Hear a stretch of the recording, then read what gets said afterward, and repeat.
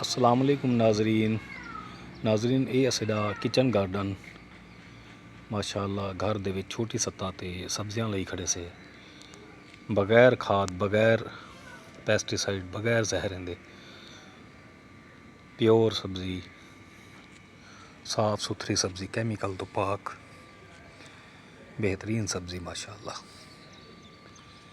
मैं तमाम भिरावां को रिक्वेस्ट करे सा कि तमाम लोग अपने घर दे विच किचन गार्डन लाजमी लावें ताकि वो ताज़ा सब्जियात हासिल कर सकें, ना कि शहरी सब्जियां गिनण तो।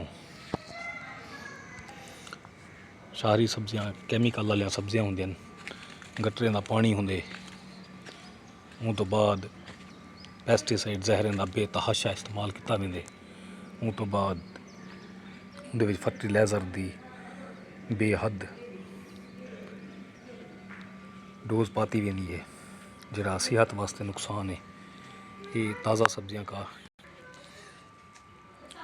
ये असा पालक लई खड़े से, एक क्यारी है छोटी जी अद्धा मरला एक पालक लई खड़े से।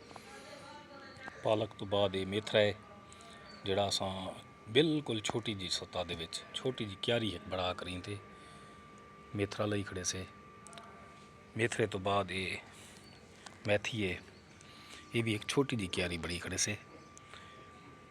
जिहड़ा साडा घर दा किचन गार्डन बेहतरीन चलदा पे, किचन दा सिस्टम माशाअल्लाह, ताज़ा सब्जियां बेहतरीन। उन तो बाद एक धनिए दी क्यारी है, धनिए दी एक क्यारी है लई खड़े से माशाअल्लाह। हर रोज़ ताज़ी सब्जी पटते इस्तेमाल कर गिनदे से।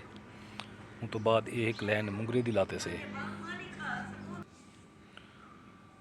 ये मुंगरे दी एक लैन लाती असे, ये तकरीबन 10 फुट दी लैन है। उन तो बाद ये लहसुन लाता असे, लहसुन भी ताज़ा घर दा माशाअल्लाह बेहतरीन। मैं तमाम दोस्तों को रिक्वेस्ट करे सा कि शहर दे सब्जियां तो घर दा किचन गार्डन अपनाया वने ताकि ताज़ा सब्जियां इस्तेमाल कित्या वने और अपना किचन गार्डन को रंग लाया वने और बीमारियों तो महफूज रखा वने। बगैर कैमिकल बगैर फर्टिलाइज़र बगैर पैसटीसाइड बगैर जहरें दे माशाअल्लाह सेफ किचन गार्डन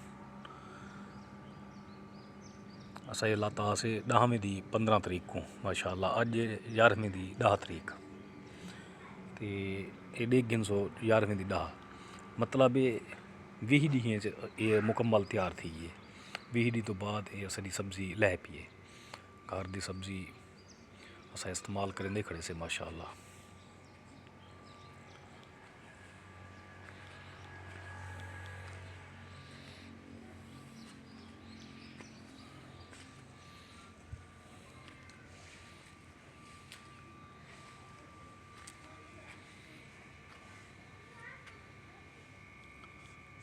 अज का विलोग कंप्लीट था, कल एक नवे विलोग नाल इंशाअल्लाह दोबारा मुलाकात थी से। देखते रहे सो सारा चैनल बायो सेफ फार्मिंग ताकि एक नवी आने वाली वीडियो बआसानी तुसा तक पहुँच सके।